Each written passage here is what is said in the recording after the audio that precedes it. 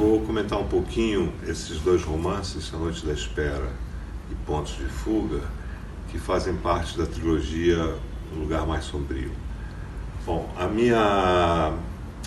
o meu projeto era escrever um romance de formação, quer dizer, falar um pouco da passagem da juventude à maturidade de um grupo de estudantes em Brasília primeiro, depois em São Paulo. E o narrador já está no exílio, ele reescreve essas memórias, enfim, sobre os anos 60 e os anos 70. Então, vamos dizer que os dois livros, os dois primeiros volumes, são ambientados primeiro em Brasília, A Noite da Espera, e o segundo em São Paulo, que é o Ponto de Fuga. O interessante, quer dizer, o que eu quis mesmo enfatizar foi o lado da formação, ou seja, como que esses estudantes em Brasília, estudando num colégio que foi extinto, o Centro de Ensino Médio, que era ligado ao UNB, foi extinto em 71, como que esses estudantes, vamos dizer, se formaram do ponto de vista da política, da moral, do ponto de vista intelectual, afetivo e sentimental. Então, mas há aí vamos dizer, um drama particular do personagem, de um dos personagens principais, o Martim, que é o desaparecimento da mãe. Em certo momento, na correspondência dele com a mãe dele some, desaparece, silencia. E esse, vamos dizer, é o drama moral do personagem, do Martim. E além disso, há toda a relação dele com os outros, com outras personagens fora do ambiente estudantil, né, com embaixadores, com, enfim, pessoas que eles conhecem.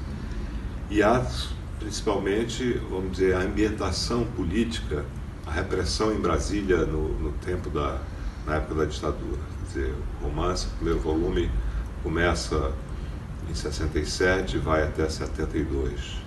E o segundo, Pontos de Fuga, retoma alguns personagens do primeiro volume e acrescenta outros em São Paulo, né, onde todos eles já estão, vamos dizer, se formando numa universidade pública, na USP, e buscam um sentido para a vida.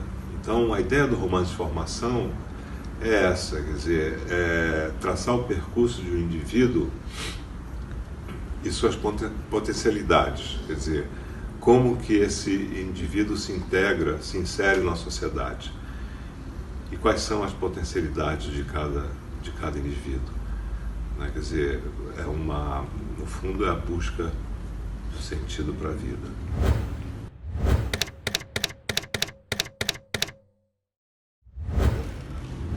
Eu acho que a minha geração, por exemplo, viveu dos 12 aos 30 anos, ou mais de 30 anos, sob a ditadura.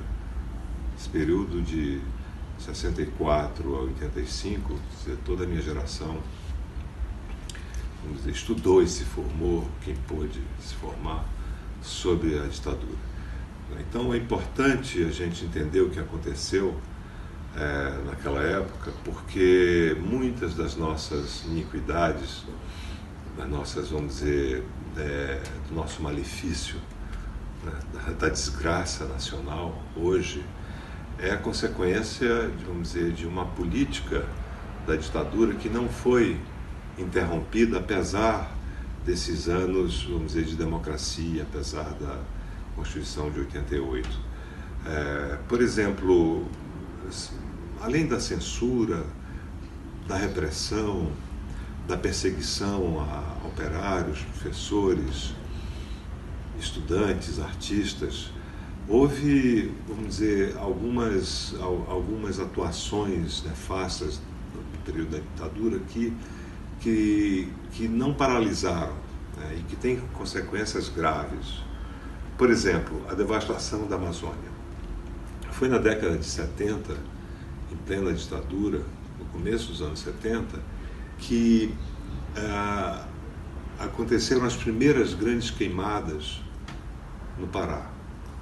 Depois da Belém Brasília, houve ali grandes empresas que quiseram transformar a floresta em pasto, e hoje isso é uma realidade numa parte da Amazônia. Então, essa política de destruição da Amazônia, ela não foi interrompida. E agora ela está sendo, inclusive, estimulada, no atual governo.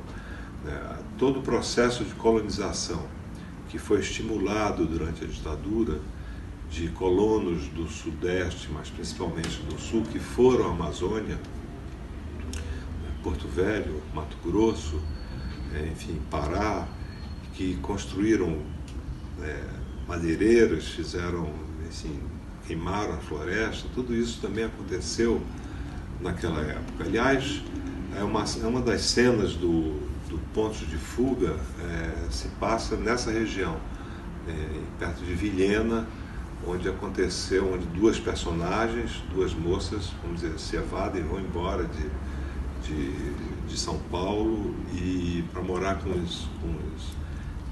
os lambiquaras. E isso, elas presenciam, por exemplo, as doenças, as mortes, a devastação da floresta.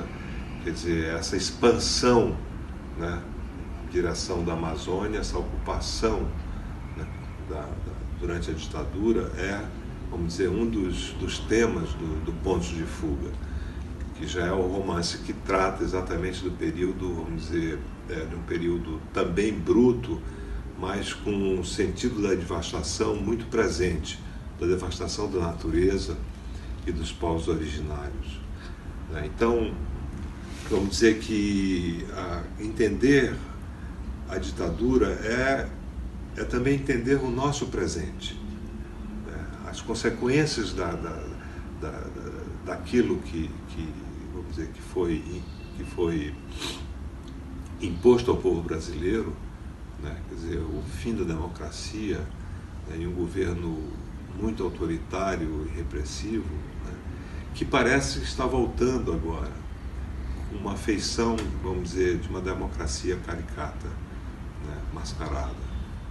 Então, vamos dizer que o entendimento do presente, e isso também faz parte vamos dizer, da ficção, o entendimento do presente depende da compreensão do passado, da leitura do passado. É preciso escavar esse passado.